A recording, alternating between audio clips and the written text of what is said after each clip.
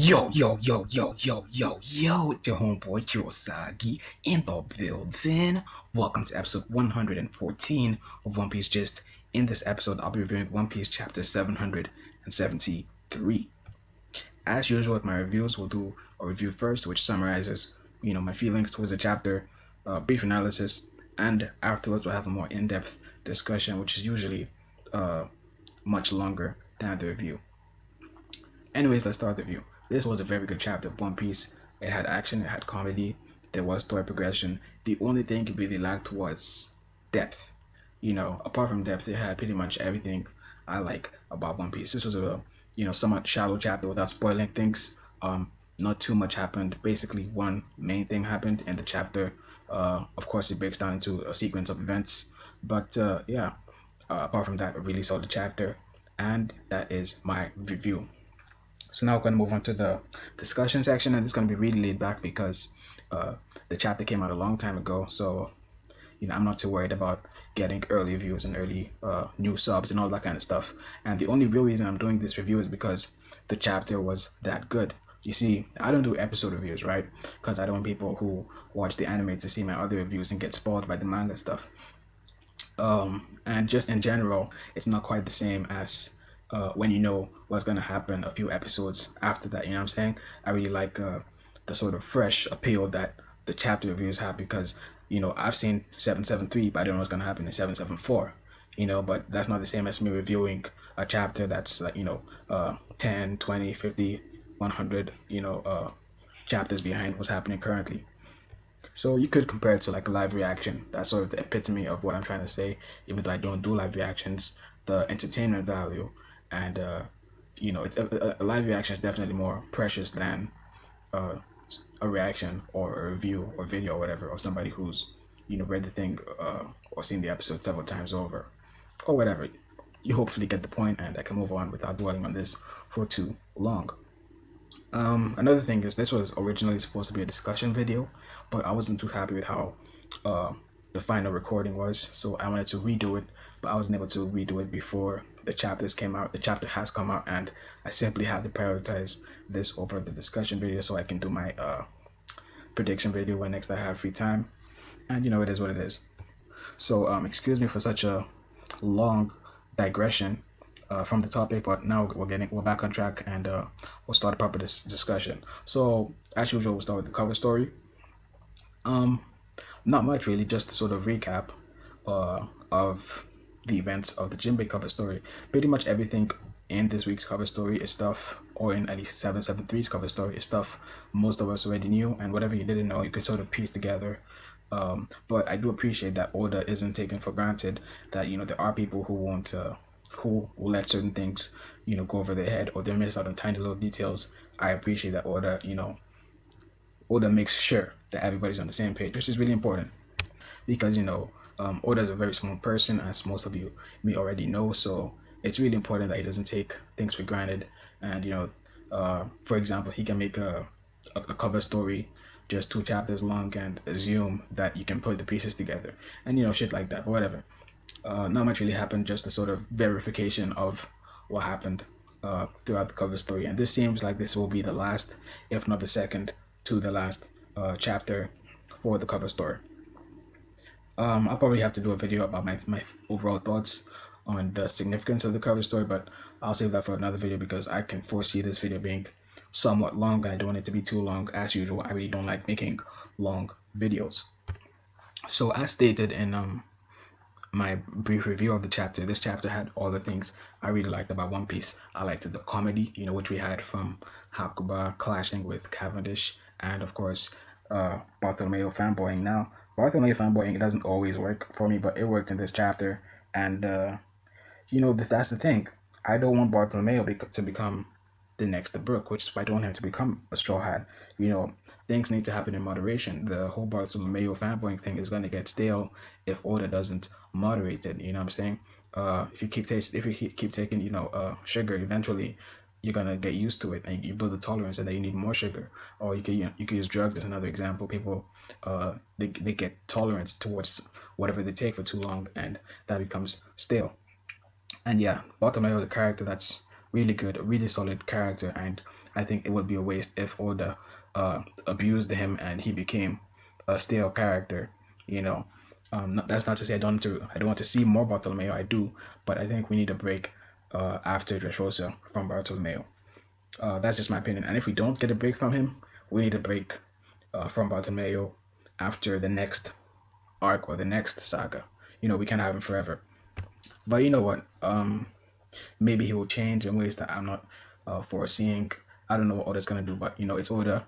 I'll have faith in him. I have faith in it rather for now. So we'll see what happens. So yeah, that's the comedy nailed down.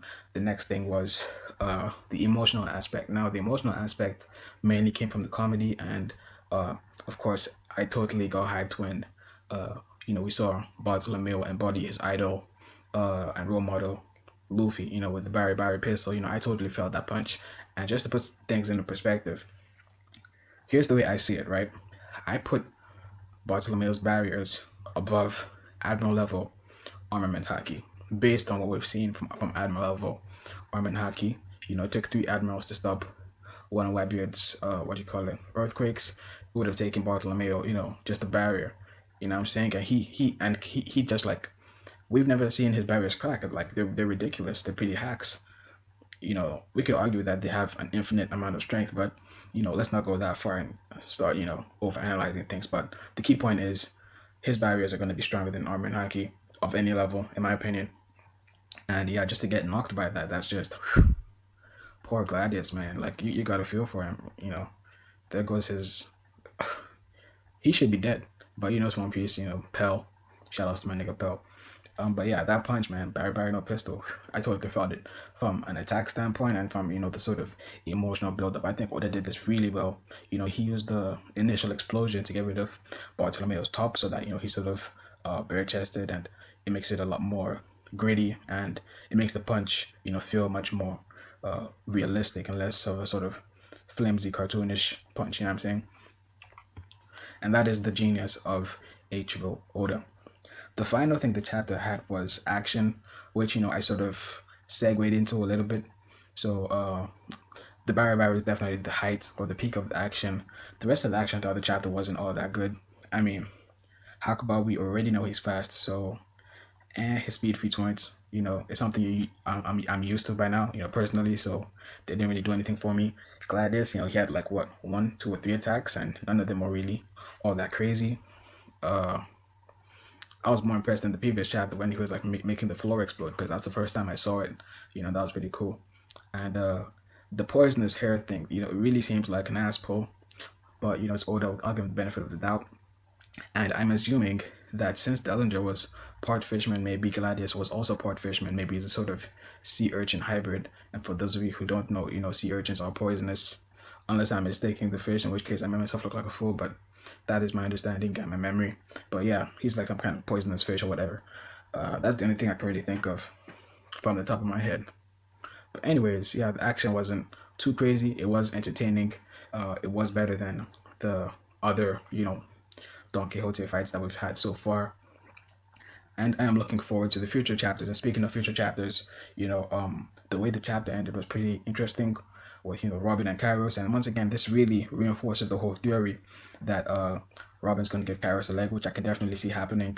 And I'll get a bit more into that later on. But before I forget, I want to praise Robin's post-time skip training, because, I mean, her post-time skip feat in this chapter, which is when she stopped Hakuba. Now, bear in mind, he was at quite a distance.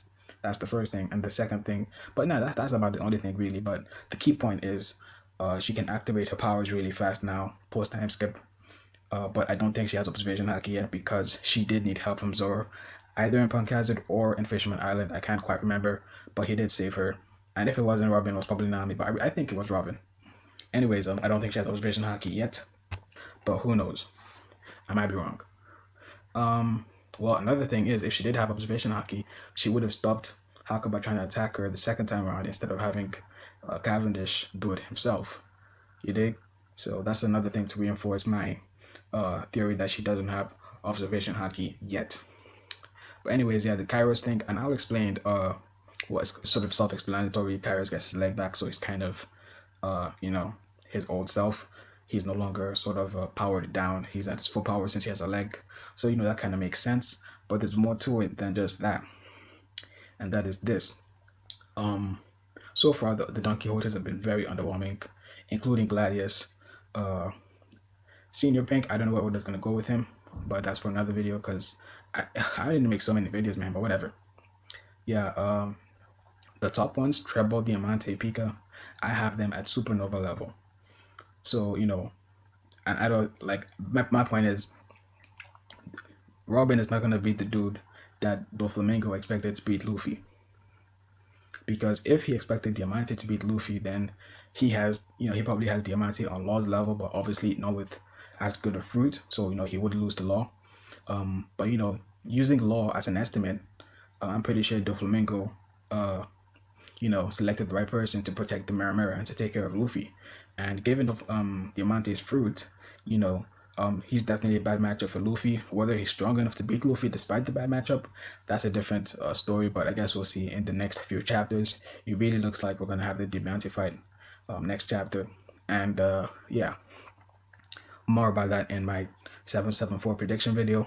But you know what, I sort of slipped up a bit. I should have saved most of that for the later video. But my whole point is, I don't think Robin is on that level to take care of Diamante herself. Now, granted, I haven't seen much from Robin. Maybe I'm underestimating her, but that's sort of the level and estimate that I've given the top tier Don Quixotes. Using Virgo as an example of the top tier dudes. The former Corazon. That's sort of the way I sort of see things. Anyways, a really long video, especially for a chapter review, but it's been a while, and since I did the video so late, this is just laid back, and I don't really have to sort of shorten things. I can take as much time as I want. But anyways, enough of the blabbering. Thank you for chilling all the way to the end. Like, comment, subscribe, all that good stuff. And as always, thank you guys for watching.